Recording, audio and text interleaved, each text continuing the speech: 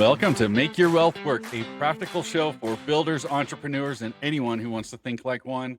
I am here with Joe Pantozzi, and this is Jason K. Powers. Today, we are talking about something most people never stop to really map out. When you need cash, where do you actually go to get it? And does that source help you build long-term stability, or does it help you depend on outside lenders? We're going to walk through some simple framework using visuals. So if you are listening, feel free to jump over to video sometime and check out the visuals. But first, the common source of cash people rely on, and then the order of operation that makes a real financial foundation that's protecting and saving and growing. And Joe, how you doing today? I'm doing great. I'm always excited, and I'm always trying to think of the most fundamental ways to discuss these concepts, because the longer I go down the road talking about finance, the more I realize it's a little bit of a veiled subject to people. They're Yeah. not all that comfortable with it, although they handle money every single day of their lives. They handle wealth every single day of their lives. And I want you to be comfortable with your wealth, because you're going to have millions and millions of dollars flowing through your hands. And a passion of ours is to see that you can hold on to more and more and more of it, so you can do the things that you want to do, help the people that you want to help, grow the things you want to grow, create the inheritance or the gifts, support the causes that you want to support. And I always say it's become kind of a mantra to me: control leads to wealth. So you got to start with control. Control leads to wealth, and wealth leads to freedom. Yes. So Yes. there you go. And this conversation came up, as you and I were talking the other day about a person we had spoken with that really was going to do more financing, and they're like, okay, well, I'll just finance it more and continue financing what I'm doing. And I think the idea was, most people don't have I would say, a capital access plan. They have a next paycheck plan, and that happens so much that these kinds of conversations are needed. Let's understand, where's the money coming from. And so I think as we talk today, the goal isn't to shame anyone. It's to get eyes open and start thinking like an owner of your own money. Hmm. Yep. Yeah. So So we've got, I want to kind of broaden the conversation about what's possibly available. And of course, I have a bias. I think there are more efficient opportunities, more efficient assets to access, and less efficient assets to access. But it's more important that you have access to some financial assets that you do control.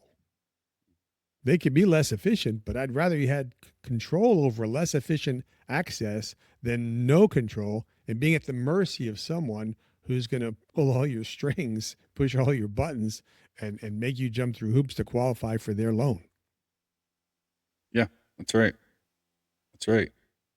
Well, let's dive in and check it out. We have a good graphic coming up here, and this is about priorities, trade-offs, and building a foundation. And this first one we want to look at is really about, where do people access capital? Right. Right. So I'm going to start with the big boogeyman, and someplace where I really want it's my desire, my opinion, my absolutely my bias, that you should rely less and less on, and that's outside banks. And we can spend the time talking about why you don't want to rely. Now, you may have an opportunity here or there to get a very, very attractive loan from an outside bank on a spot basis. I mean, I'm sitting in the house with a 3% 30-year mortgage. It's a pretty good loan. Ultimately, I'll pay that loan off. But right now, it's a pretty good loan. Do I want to sit in the house with a 7% loan? No, I don't.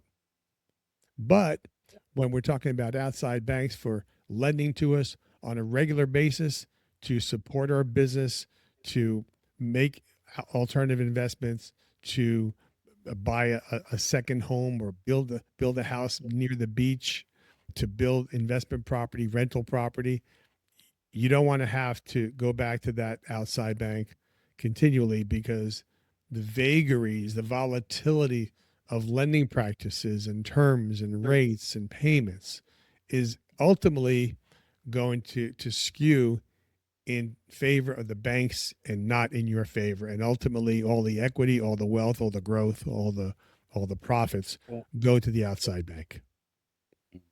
Okay. Yep. So cash is an obvious alternative, and we want people to understand that cash has limitations, but you're way more limited if you don't have cash, right? Is it great to have $1 million sitting in cash? Better than not having it. Right. But I don't want to have money sitting. I don't want to have cash sitting. Do I want to invest in alternatives and real estate and portfolios and the things that clients like? Absolutely. I want our clients to put their money where they want to put their money. We're mostly concerned about building the support system, the lending system, the banking system, the collateralization, and understanding the relationship between them. Cash is a great place, is a great asset to have money in, have wealth in, but not long term. All right. Market margin. If you have a market account, if you have a stock market account, a Wall Street account, you can access money through loans against that market account. And those loans will be more market rate. It won't be something where you've got a fixed rate for the next 10 years. Your rate is going to fluctuate. There are going to be positives and negatives to borrowing against the stock market account. But I'm going to continue to say it's more positive to have access than not to have any access. So as we list all these things, we're going forward with the premise all these things are positive in their own realm, in their own perspective, right? So gold and silver. Is it easy to cash in gold and silver? No, because it depends on today's spot price, right? Is it easy to borrow against it? Absolutely no. Is it easy to liquidate some and keep some? Of course. It all depends on timing. Better to have it than not to have it. What about real estate? Well, how can I liquidate real estate? Well, I could borrow against it. First mortgage, second mortgage. Jason's more familiar with HELOCs than I am, but various types of loans against real estate. Then we can obtain collateral capital to put into the next venture. So we can capitalize our first piece of real estate to buy our second, and on, just giving kind of a general treatment about these assets. Life insurance to me is an obvious asset that you can borrow against, go to the insurance company and get a great attractive rate, long-term rate, low rate, interest only rate, et cetera, et cetera. Great. Again, we're just listing the assets right now. CDs. I don't come across a lot of people who have CDs, but certificates of deposit are an attractive option for very short-term money, 6 months, a year, 18 months, et cetera. 401ks. Do you have access to cash through 401ks? Of course you do. Very limited opportunity. You can only borrow $50,000. You can't borrow more than that. You've got to pay it back within 5 years. It's got to come out of your paycheck. You've got to continually be employed at that employer in order to have access. The money that you're borrowing against is going to receive the interest rate that you're paying back. It's not going to receive market rates and your interest payments both. So you're going to have limited market growth on the borrowed funds. There's pros and cons. Alternatives. We can go any place with alternatives. There's limited liquidity depending on what the alternative is. But the Crypto's a big one. I'm sorry. Go ahead. Crypto is a big one. Sure it is. Yeah. What's the opportunity for liquidity? Right. You can. It seems like, when I look at this whole list, it seems like, most of these while they are options, most of these are either restricted or volatile or illiquid or expensive. Right. Now, the reason I want to keep on listing these things is I want our clients to become comfortable with the fact there's not only one place to access capital. I think it's more important for folks to understand you're going to need access to capital throughout your life. So you're going to want to make diversified investments. And we use that word very generically because that could go anywhere. It could go into business, can go into real estate, can go into ideas, opportunities, inventions that your friends or family or people you're close with come across, and you want to take some money and put it into somebody's new idea. Eventually, you're going to have kids that you want to pay for college or private school. You don't want to go into the market to get money for tuition. So there's an endless stream of needs during your lifetime. And where I find people mostly leaning on is on the debt market, credit markets, loans, toxic credit cards, SBA, lines of credit that are fluctuating and that don't give clients a long-term promise of what that loan's going to look like. A long time ago, I had a 7-year arm on my house. Screaming rate. It was in the fours, I think, threes and fours. After 7 years, you absolutely had to refinance, didn't you? Because then, in the 7 years, it was a low rate and it was interest only. It was amazing. At the end of 7 years, it was still interest only, which is a good and a bad thing. But now you're subject to market rates. Guess what happened before I refinanced? The rate was about to double, right? Is it terrible? No. But you need to walk into these credit relationships with your eyes open, always understanding that I am going to need a second car down the road. I'm going to need to get rid of that car. It's worn out. I'm tired of it. It's not big enough for the family. I'm going to need to get the next car. Cars wear out. They rust out. They get in accidents. We need to replace them. We're going to have a need to finance cars or purchase cars or own cars during our entire lifetime. That's a financial drain if you don't work the math correctly. Right. Right. Okay. That's a repeated thing. I mean, things like cars, we're all here in America, right? If you're going to have a vehicle, you know you're going to need another one at some point. You know you're going to need another one at some point. Even the short-term cycles, you mentioned tuition, for private school or college. As long as you're paying, so kids in private school, I pay for my kids in private school, so that's an annual thing we've got to pay. I know that is a recurring expense. Just like I know a car eventually is going to be a recurring expense. Investments in business is a little bit different, but you still have some type of recurrence over time. Listen, this is the name of the ball game right here. So many of our clients are in so many different kinds of businesses. They're opening brand new businesses. They're expanding businesses. They're investing in different kinds. They're becoming serial entrepreneurs. They own a car wash and a grocery store and another opportunity. They own different kinds of businesses, a manufacturing business. They want to expand. They want to sell. They want to bring in partners. They want to expand their products that they sell. They want to expand marketing, go out of state, out of country. They're going to need capital all the time. Business owners who have been in business, who have a brick and mortar, who have employees, understand the need for capital is continual. Yep. What we're recommending, go ahead, please. Like we talked about, it's we have all these opportunities. We have this need for access to capital. And so I think the common question people, and not even the specific question, but it's, where am I going to access this? Even from an emergency standpoint, if something happens tomorrow, which of these would you access first?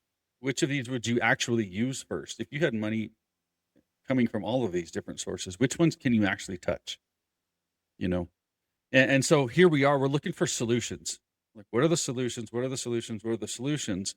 But I think too often people are searching for a solution before we even have a foundation. And we want to skip that part, we want the Cliff Notes. and we That's a want great to, point. and we want to skip it and go, I just need the solution. I don't need the foundation. Well, look, man, we're going to be having the same conversation in 2 more years from now if we don't get a foundation in place. You may fix something short term, but if you don't get a foundation in place, buddy, you're going to be making the same decisions over and over and over and Mm. over again. And I've been doing this for a long time, and I still hate the word discipline. I still hate the word plan because plans are subject to change. I mean, practically, when you write the plan down on paper, the next day it's old and obsolete and it needs revision.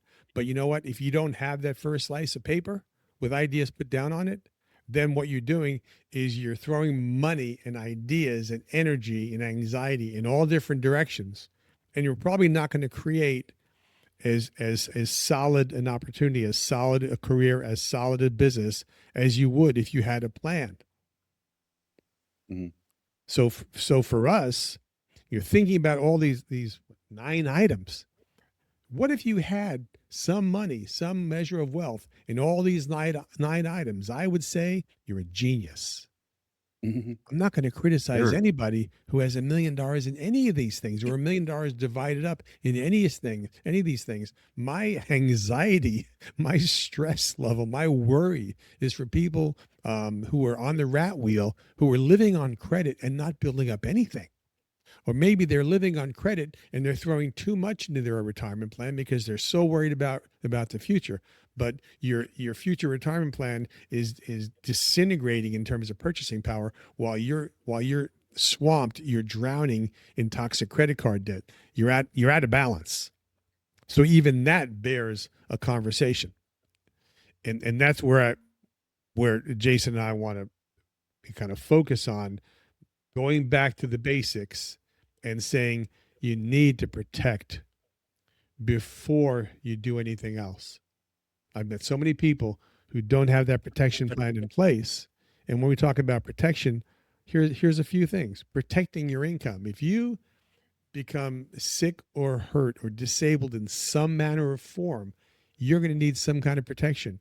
Either your employer, if you have an employer, is going to continue your paycheck for the next 30 years, which is almost unheard of, or your employer is going to continue your paycheck for a limited period of time. And so the question becomes, where am I going to get my paycheck when my guarantee stops? You need to protect. You need to be protected if somebody sues you, slip and fall, hurt on your property. Your 8-year-old slaps somebody with a baseball bat and they have an injury. You die. Your family needs financial protection in case you die. You need life insurance. You need to be protected in case you get sick, go to the hospital, have a surgery. You need to protect your future. You need to protect if you have a long-term care event, if you lose the activities of daily living, and you need to have help at home or going to a nursing home or a rehab hospital for a short or a long period of time. All these things are elements of protection. And you know what? They're just not fun. I'd rather have those elements in place and never need them than have a drastic need and not have the protection in place. And again, goes back to building a strong foundation, putting the protection items in place before you start building your wealth. Yeah. And protect is the base. I mean, really, because simply put, one bad event can wipe out years or decades of progress for you without that protection. And we don't walk around being paranoid about it, right? It's not like you walk around being worried about, this might happen, that might happen, this might happen, that might happen. It's that old adage, I guess, of hope for the best and plan for the worst. Right. You know, Right. And it's more fun to play in the top of the pyramid. It just is. absolutely. Yeah. Right. My buddy gives me a tip. I get a hot stock tip or something. My buddy gives me a tip and I invest $1,000 and next year I get a check back for 50,000. That's great. It happens on television, I think. It happens when people buy a lottery ticket. It doesn't happen in my neighborhood. Yeah. So while we're waiting for that pie in the sky stuff to happen, let's do the ordinary thing. Is let's make sure that we're not spending more than we're earning, right? Hmm. Again, Hmm. I hate discipline. I hate I hate routine. I hate living beneath my means. But the results of doing it are amazing. I hate doing 200 push-ups a day, but the results are really good. So we Yep. want to get involved in those protection elements and put them in place. It's just something you have to do. And then you can move on to the savings element. And how often have you heard some talking head saying you've got to have 3 to 6 months emergency cash stashed someplace? Well, everybody knows that. Everybody knows it, but who does it? Right? I mean, I do it. Okay. But it's one thing to know something and to wave this thing off and say, yeah, I know that. I've heard that before. But it's another thing to meet up with for example, a short-term disability. You're out of work for 10 weeks. You got Mhm. sick, you broke your arm, you broke something, you got laid off for a short period of time. Whatever, you need to have that emergency savings. Maybe you need emergency savings and you can pivot over to an investment opportunity. I'm not saying that that's what it's for, but we're saying it's better to have it there than not have it. And we're talking about doing things in this order. I mean, this is a recommendation, right? This isn't scientific. This is just plain basic common sense. You can have that protection item elements in place for 20 years and never have to rely on them for something drastic. It was still the right thing to do. Yeah. Couldn't agree more. So then we get to the top element. Now we get to where it's exciting. Now we've got our foundation in place. We have finance. We're starting to build a capital base. We've chosen where we choose to store our capital. For me, it's high cash value life insurance policies for many reasons. We're not even going to go there today. But and we'll in a future podcast we'll talk about the difference between having all your liquidity in cash, all your Or liquidity in a market account, all your liquidity in a CD. So there are pros and cons to all those approaches. yeah. But where we all want to get is we want to figure out where we choose to grow our wealth. And typically, where people grow their wealth is the big three: it's business, it's stock market, it's real estate. And you can just rinse and repeat, rinse and repeat. I have a young man around here he's not even 35 years old yet. He's got 35 rental properties. It's amazing. How did he do that? He followed in his daddy's footstep, who followed in his daddy's footsteps. Well, I don't want to be a landlord. I don't want to worry about vacancies. I don't want to worry about people leaving a mess. Okay, well then don't do that. But if you want to build wealth, you've got to plan. You've got to decide Right. what your preferences are and what your likes and dislikes are. Where do I want to build wealth? Well, I want to build my wealth in alternatives.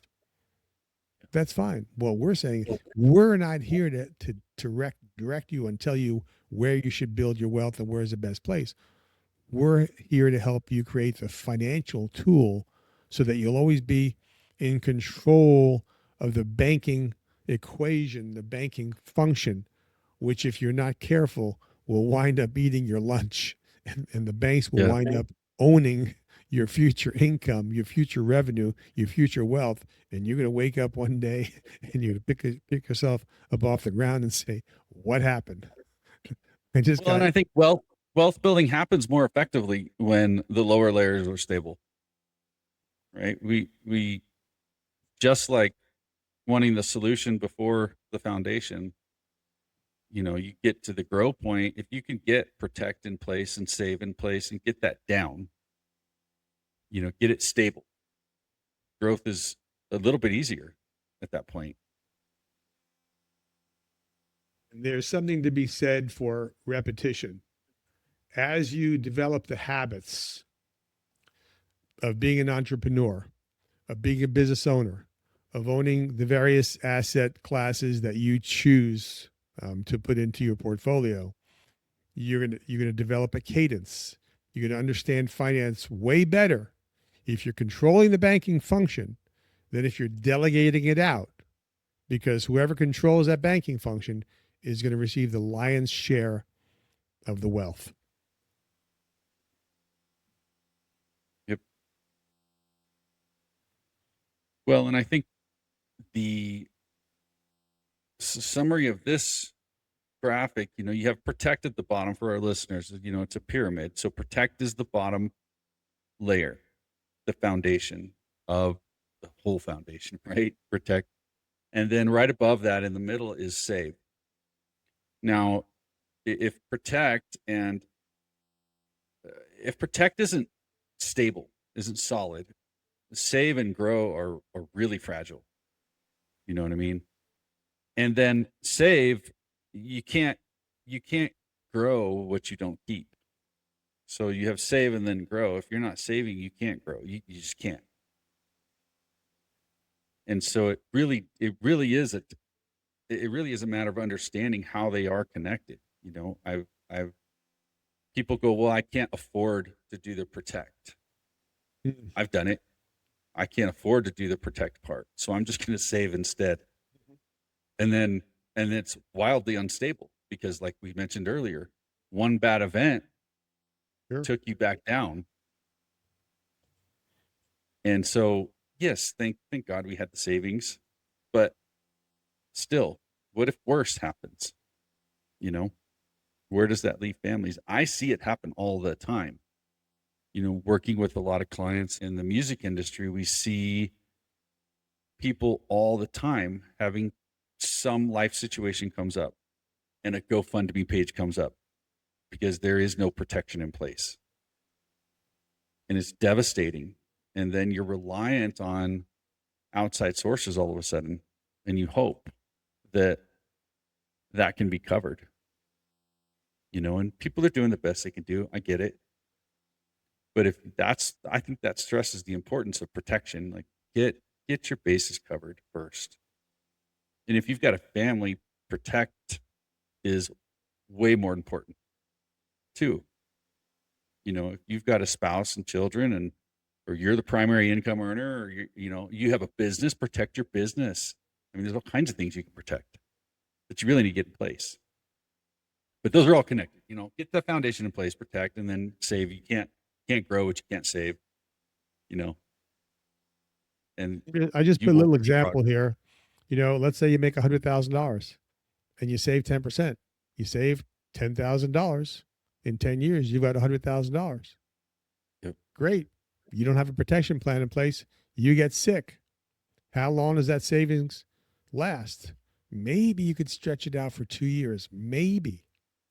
So that means if you got disabled or sick or hurt or emotional breakdown, whatever happens, you just blew 10 years worth of savings in 1 or 2 years on a disability. Where if you had some kind of a disability insurance or plan, either yourself, an individual plan, or through work, you would protect that $100,000 you just saved. So an event like that will wipe out years and years and years of savings. And that's why the two are related. I don't want to get into a lot of numbers today. We can put calculators up on the screen until the cows come home.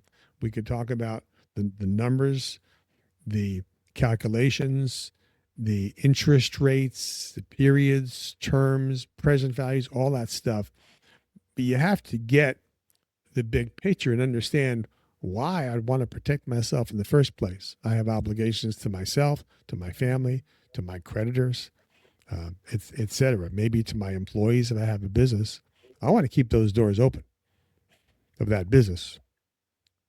So this is, to me, kind of a fundamental and basic discussion, but it needs to be at the ground level before we can get more exotic and more sophisticated and put some teeth into a plan.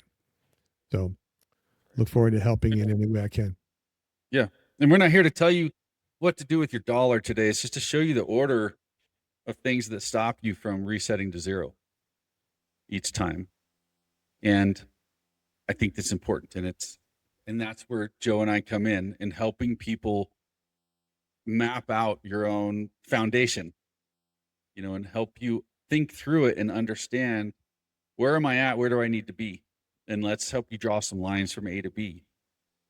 And that's exactly what we do, is just helping you map that idea out and come up with a plan. That's it. Sure. It's simple, it seems basic, as we talk about it. We're not here to put you down. I hope nobody is listening going, I can't believe they would talk to me that way. It was really to get the wheels turning in your head and understand, maybe I'm not doing it in the right order. Maybe what you're doing is well intended, but maybe it's just in the wrong order. And we just need to reprioritize things and reorganize things. I say this all the time. We're never going to suggest something to you that we haven't done. I'm not going to suggest that you own something that I don't own. So we absolutely eat our own cooking. Well, we are our own first best customers. Yeah. The principles that we teach and that we guide are basic and fundamental, and they need to be practiced over a period of years. You're not going to fix a problem that took you 15 years to create overnight. Maybe you'll solve it quicker than 15 years, maybe a lot quicker, but you have to take one step at a time. That's right. I think we'll leave it at that, guys. Great. Thanks for listening to Make Your Wealth Work, here with Joe Pantozzi, and my name is Jason Powers, here with my awesome new Alpha Omega Wealth hat that I love so much, and I'm going to wear on every episode, I think, now.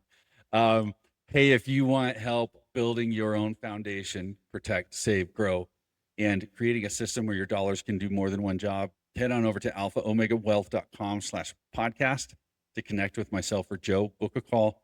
Let's talk. We have no agenda. Let's talk and understand your situation and see what makes sense for you. So, guys, if today was helpful, please follow, like, subscribe wherever you're listening or watching. Leave a quick 5-star review or rating, and share this episode with one person who would benefit. We will see you next time. So thanks.